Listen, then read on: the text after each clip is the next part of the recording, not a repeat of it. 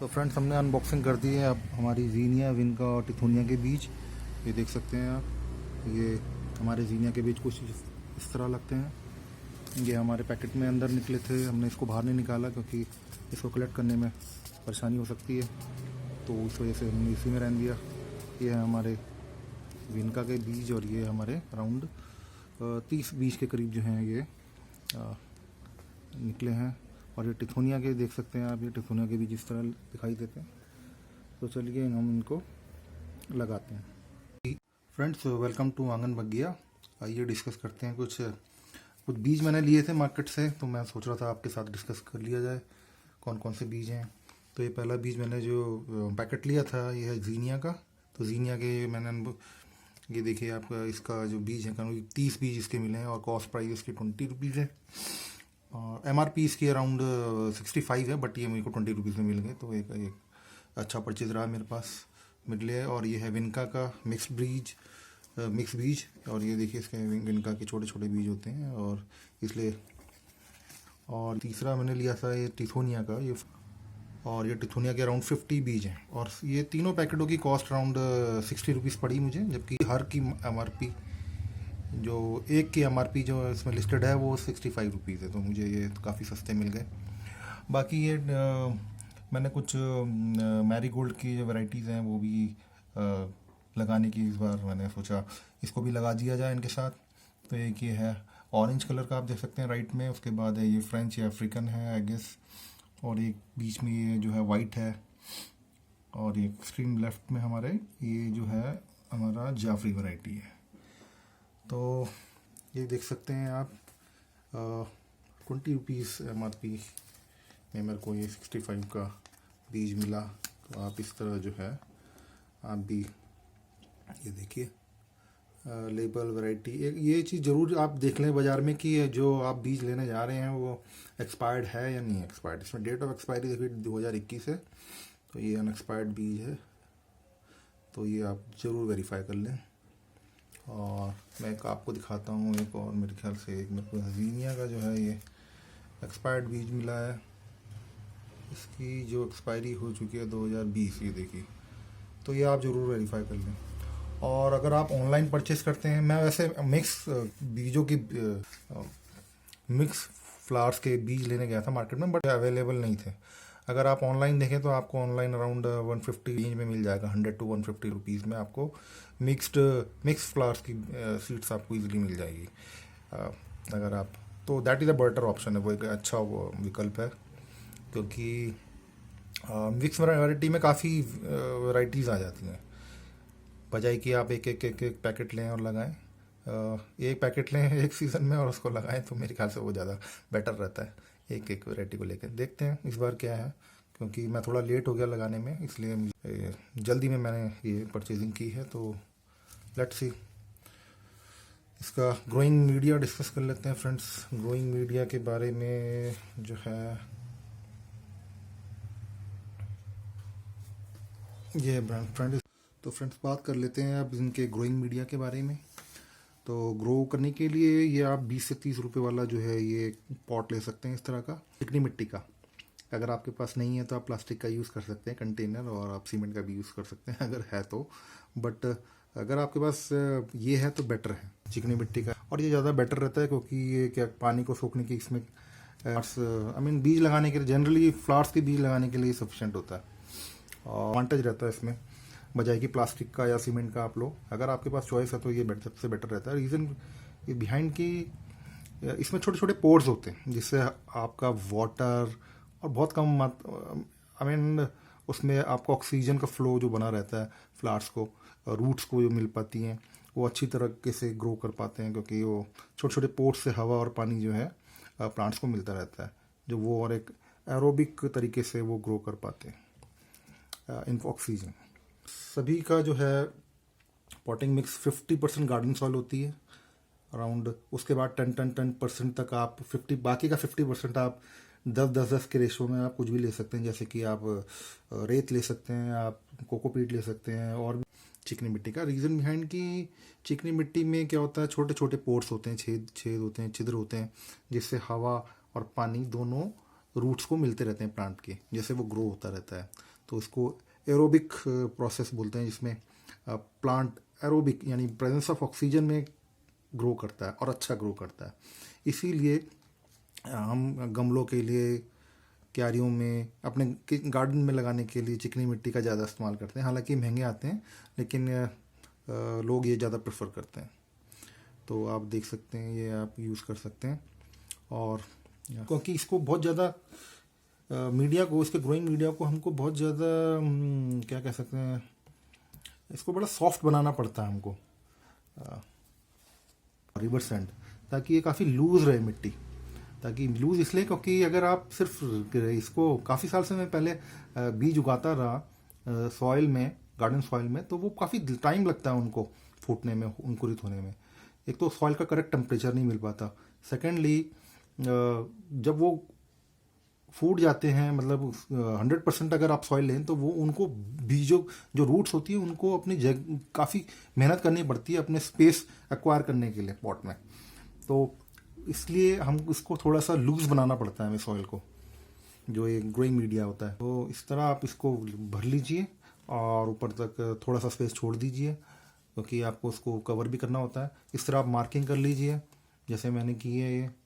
इस तरह मार्किंग करने के बाद, क्योंकि जब पौधे एक बार बड़े हो जाते हैं तो वो एक जैसे ही लगते हैं, फिर आपको राउंड, अगर शुरुआत आप अगर न्यू बिगनर हैं तो काफ़ी डिफ़िकल्ट हो जाता है आइडेंटिफाई करना कि कौन सा प्लांट है। तो आप इस तरह मार्किंग कर सकते हैं और पार्टीशन करके आप लगा सकते हैं। और इस तरह आइसक्रीम की डंडियों में आप लगा सकते हैं, कोई भी चीज़ अवेलेबल हो आपको जिससे आप आइडेंटिफाई कर सकते हैं। और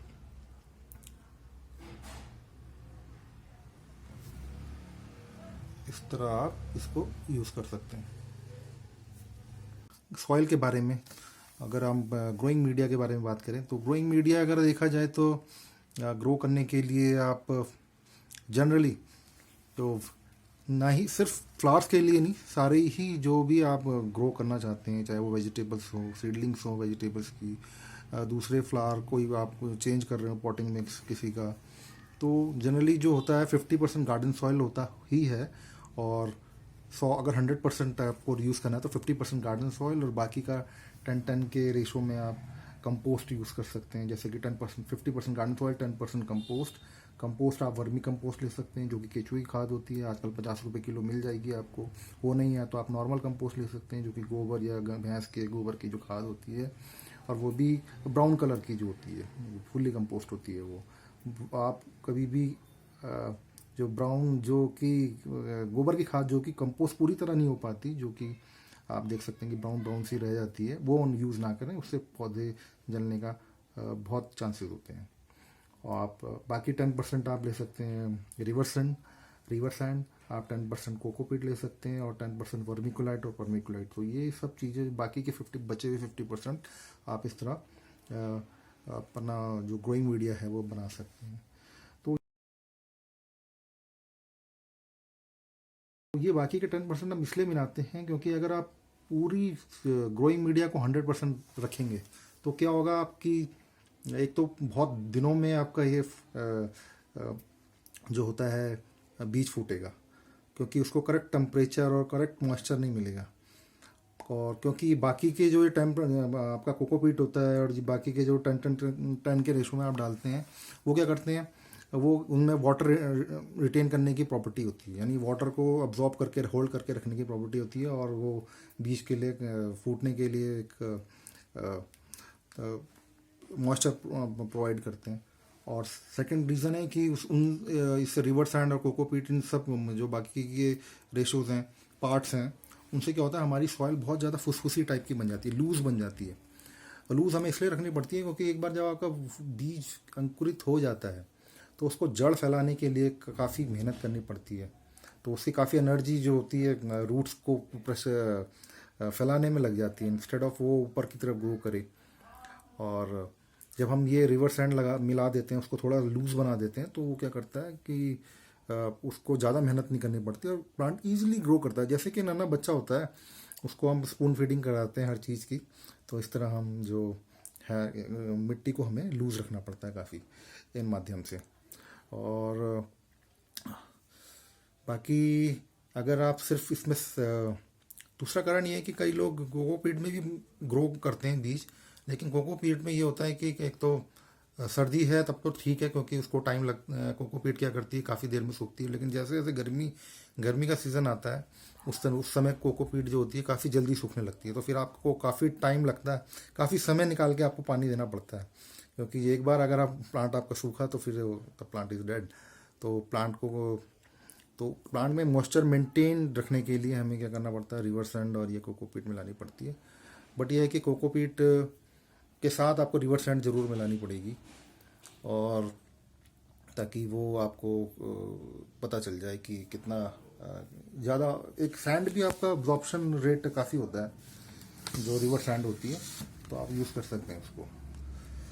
तो बाकी देखा जाए सीडलिंग में जो होता है, जब कोई भी आप सीडलिंग करते हैं, अगर आप बीज से कोई पौधा लगाते हैं तो कहते हैं कि उसमें खाद को ना डाला जाए, क्योंकि जब एक ऐसा बच्चा होता है तो उसको हम एकदम जो है सीडलिंग जो एक बच्चे की तरह होती है उसको हम काफ़ी चीज़ें न्यूट्रिशन वाली एकदम से नहीं देते, क्योंकि ताकि उसका डाइजेस्टिव ट्रैक्ट ठीक हो जाए, क्योंकि हम तुरंत नहीं देते। इसी तरह पौधों में भी है। पौधों में अगर आपको क्या कहते हैं नाइट्रोजन की मात्रा एकदम से बढ़ गई तो प्लांट को उगने में काफ़ी हो सकता है कि आपका प्लांट डेड भी हो जाए, और उगे ही ना, वो प्लांट जल सकता है आपका ग्रो होते ही। तो मेरे साथ ऐसा हुआ है कि एक बार मैंने पहले डाल दिया था तो प्लांट जो था डेड हो गया था, बल्कि इनफैक्ट कंपोस्ट डाली थी मैंने उसके चारों ओर और नीचे, तो वो दूसरे दिन ही जो है हमारा लौकी का बीज जो है, काफ़ी हेल्दी प्लांट था लेकिन वो सूख गया। तो कंपोस्ट जो होती है, आप पहले तो आप फुल्ली कंपोस्ट डालें, जो गाय का गोबर का जो खाद होती है फुल्ली कंपोस्ट, यानी वो बिल्कुल डार्क ब्राउन कलर की होनी चाहिए। अगर वो लाइट ब्राउन है और लकड़ी की तरह अगर ब्राउन है तो उसको अभी टाइम लगेगा कंपोस्ट होने में। तो लेकिन मैंने तो फिर भी मिलाई है, मैं भी देखना चाह रहा हूँ इस बार कि ये कैसा ग्रो करेगा। बट इनफैक्ट अभी कोई नुकसान तो नहीं हुआ मुझे अभी तक। लास्ट जो सीडलिंग मैंने की थी वो मैंने की थी आपकी फ्लावर की थी, और मैंने फुल्ली कोकोपीट में की थी। तो उसमें मुझे काफ़ी टाइम निकाल के पानी देना पड़ता है, क्योंकि कोकोपीट बहुत जल्दी सूखती भी है ऊपर से, और आपको ये नहीं पता चलता ऊपर की सूख गई नीचे की वेट है या नहीं है। तो कोकोपीट के थोड़े से ये डिसएडवांटेज होते हैं कि सूखती काफ़ी जल्दी है कोकोपीट। अगर आप सैंड और अदर ग्रोइंग मीडिया और अदर पार्ट्स अगर आप ना मिलाएं तो वो काफ़ी दिक्कत हो जाती है। सेकेंडली, अगर आप सिर्फ दूसरी बात, अगर आप ग्रोइंग मीडिया में सिर्फ कोकोपीट में लगाएं तो उसका डिसएडवांटेज ये भी होता है कि जैसे जैसे प्लांट बढ़ रहा होता है, निकलता है, 2 पत्ती निकालता है, तो उसको न्यूट्रिशन की ज़रूरत होती है। अगर आप सिर्फ कोकोपीट में लगाएंगे तो उसको न्यूट्रिशन नहीं मिल पाएगा, और प्लांट को आपको एक फॉइलर स्प्रे करना पड़ेगा, या फिर आपको फ्रिक्वेंटली उसको पानी देना पड़ेगा, जो कि एक बड़ा टायरिंग प्रोसेस हो जाता है। इसलिए मिट्टी की ये वाटर की को होल्ड करने की कैपेसिटी ज़्यादा होती है कोकोपीट से। इसलिए सॉइल हमको हमेशा जो एक प्रेफर्ड चॉइस है वो सॉइल ज़रूर यूज़ करनी चाहिए बजाय कि कोकोपीट में अगर आपके पास बहुत ज़्यादा टाइम है तो आप कोकोपीट में लगा सकते हैं, क्योंकि एक बार आप जनरली हमारी आदत होती है हम लगा के छोड़ देते हैं, तो उस परिप्रेक्ष्य में उसमें हम रिवर सैंड अगर हम ये गार्डन सॉइल यूज़ करें तो वो ज़्यादा बेटर है। तो ये कारण है कि आपको उतना मिक्सचर जो होता है यूज़ करना पड़ता है।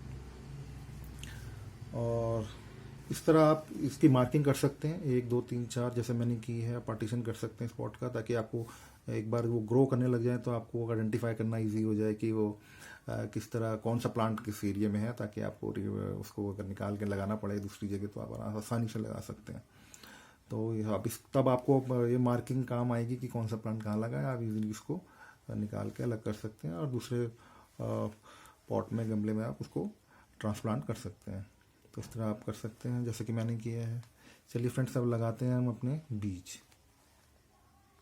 तो आपने देखा होगा कि कई बार जनरली लोग क्या करते हैं, पूरी कोकोपीट में ही अपनी सीडलिंग लगाते हैं, तो उससे फ्रूट सीडलिंग निकल तो जल्दी आती है, बट आपको काफ़ी फ्रिक्वेंट पानी देना पड़ता है, उसको देखना पड़ता है कि वो सूख रही है या नहीं। और दूसरा ये होता है कि कोकोपीट में खुद में कोई न्यूट्रिशन होता नहीं है, क्योंकि जैसे जैसे प्लांट ग्रो कर रहा होता है उसे न्यूट्रिशन की भी ज़रूरत होती है। तो फिर आप क्या कर सकते, फिर आपके लिए प्रॉब्लम हो जाती है कि कैसे न्यूट्रिशन प्रोवाइड करें, क्योंकि वो तो अभी कोकोपीट में लगा हुआ है। जल्दी से अगर आप निकालेंगे उसको, दो ही पत्ती, जनरली 4 पत्तियों पे सीडलिंग निकाली जाती है। जो अगर आपको बड़ी होने के बाद आपको रिपोर्ट करना है तो 4 पत्ती मिनिमम होनी चाहिए। बट 4 पत्ती तक पहुंचने के लिए उसको थोड़ा बहुत न्यूट्रिशन भी चाहिए, जो कोकोपीट नहीं प्रोवाइड करती। कोकोपीट सिर्फ पानी रिटेन कर सकता है, तो आप उसको न्यूट्रिशन कैसे प्रोवाइड करेंगे। तो इसीलिए हमें क्या करना पड़ता है, कोकोपीट में हमें सॉइल मिलानी पड़ती है, ताकि वो नाइट्रोजन जो है उसको जड़ के लिए, ग्रोथ के लिए, और जो माइक्रोन्यूट्रिएंट्स हैं वो उसको सॉइल से मिल जाएं, राइट। और इसलिए, और आपको जल्दी जल्दी पानी ना देना पड़े, क्योंकि सॉइल की भी एक वाटर होल्डिंग कैपेसिटी जो होती है काफ़ी अच्छी होती है। तो ये सब चीज़ें वो सॉइल से भी न्यूट्रिशन और ये मॉइस्चर लेता रहता है। सिर्फ कोकोपीट में क्या होता है कि सिर्फ कोकोपीट न्यूट्रिशन प्रोवाइड नहीं करती, इसलिए हमें ये सब मिक्सचर बनाना पड़ता है सॉइल का, क्योंकि उसको आपको क्या करना है, एक तो मॉइस्चर तो देती ही है, सेकेंडली आपको न्यूट्रिशन भी देती है, नाइट्रोजन जो होता है, और भी माइक्रो न्यूट्रिएंट्स होते हैं। तो ये एक कारण है कि सॉइल को हमें क्यों 50% यूज़ करते हैं और बाकी का। तो और कंपोस्ट के बारे में कहते हैं कि कंपोस्ट नहीं मिलानी चाहिए सीडलिंग के टाइम पे। रीज़न कि क्योंकि एक सीडलिंग भी एक जो पौधा जो होता है नन्ना, जो अंकुरित होता है, वो एक बच्चे की तरह होता है। क्योंकि तो फ्रेंड्स, आप इस तरह से इसमें स्प्रिंकल कर सकते हैं, हर पार्टीशन में बीज हाथ में ले लेके थोड़ी छोटी डिस्टेंस पे, क्योंकि वो जब ग्रो करें तो आपको निकालने में आसानी है। और ये देख सकते हैं आपने, मैंने निकल कर दें चारों पार्टीशन में, तो आप इस तरह हल्के हल्के हल्के हल्के जो है, बहुत हल्के जो है, आप इसको कवर कर सकते हैं। ज़्यादा कवर नहीं करना है फ्रेंड, क्योंकि फिर बीज को क्या होता है कि काफ़ी मेहनत करनी पड़ती है उसको ऊपर आने के लिए। तो हल्का, जनरली क्या होता है कि बीज के साइज़ का थोड़ा डबल ही यूज़ मिट्टी उसके ऊपर जो होती है कवर करनी चाहिए। जितनी भी उसकी विड्थ हो उतनी ही बराबर, जो जितना बीज का विड्थ हो। यानी छोटे बीज हैं तो आपको बहुत ही कम मिट्टी डालनी चाहिए, क्योंकि बीज को ऊपर आने में भी फिर काफ़ी मेहनत करनी पड़ती है, इसलिए थोड़ा थोड़ा हल्का हल्का स्प्रिंकल करनी चाहिए। मैंने ये देखा है कि काफ़ी लोग क्या करते हैं, बहुत ज़्यादा मिट्टी डाल देते हैं उसके ऊपर, तो फिर उनको उतना ही टाइम लगता है उसको ऊपर आने में। तो आप पूरी तरह हल्के हल्के हल्के हल्के क्या कर सकते हैं, कवर कर सकते हैं। ये देखिए, वही पॉटिंग मिक्स जो आपने बनाया था पहले, आप उससे कवर कर सकते हैं।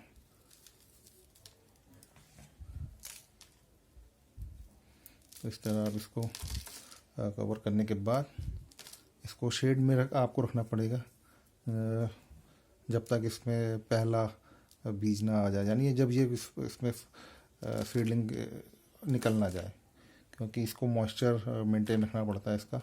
अगर आप धूप में रखेंगे तो हो सकता है बीज जल भी जाए और ख़राब हो जाए, और धूप से ज़्यादा हीट से, तो ये ध्यान रखना पड़ता है फ्रेंड्स। तो इस तरह पार्टीशन आप इसको मेंटेन कर सकते हैं। ये पार्टीशन की लाइन है, क्योंकि ये बनी रहेगी, जैसे जैसे पानी डालूंगा तो ये कहीं, तो इस तरह आप इसको कर सकते हैं। तो एक बार आपने कर दिया, आप इस तरह का 50 रुपये का जो मिलने वाला स्प्रे है आप लेके आ सकते हैं बाज़ार में। आप इसको काफ़ी यूज़ में आता है ये, तो आप यूज़ कर सकते हैं इसको। इस तरह आप इसको पानी इसको पूरा कर सकते हैं, और इसको कम्प्लीटली वेट कर दें फर्स्ट टाइम, ताकि जो बीज है वो सेट हो जाए, और जो कि पोर्स हैं हवा के वो निकल जाए। और इस तरह आप जैसी मिट्टी आपको लगे कि अब मिट्टी जो है आपकी सूख रही है, आप इस पर स्प्रे करते रहें। बस यही है इसकी साइंस सारी।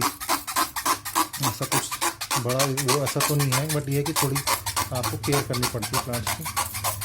इस तरह आप इसको पूरा वेट कर दें, तो ये कुछ दिनों में उग जाएगा आपको फ्रेंड। फिर अब आपको अपडेट देता हूँ इसके बारे में, ये जो है कितने बीज कैसे कौन से निकले हैं, क्या है। तो मुझे लगता है इस बार काफ़ी मैंने बहुत पास लगाए हैं, तो मुझे सिर्फ निकालने में प्रॉब्लम होगी, बाकी उगने में तो कोई प्रॉब्लम नहीं होगी, क्योंकि जब ये उगेंगे तो फिर काफ़ी पास होंगे। क्योंकि मेरे पास ये एक और था पड़ा हुआ इस तरह का पॉटिंग मिक्स, वो कल ही टूटा है मुझसे, तो मुझे इसी में सारे लगाने पड़े। बट एनीवे आपको अपडेट देना था इसके बारे में, तो मैंने कहा इस तरह आप इसको स्प्रे करके शेड में रख दें।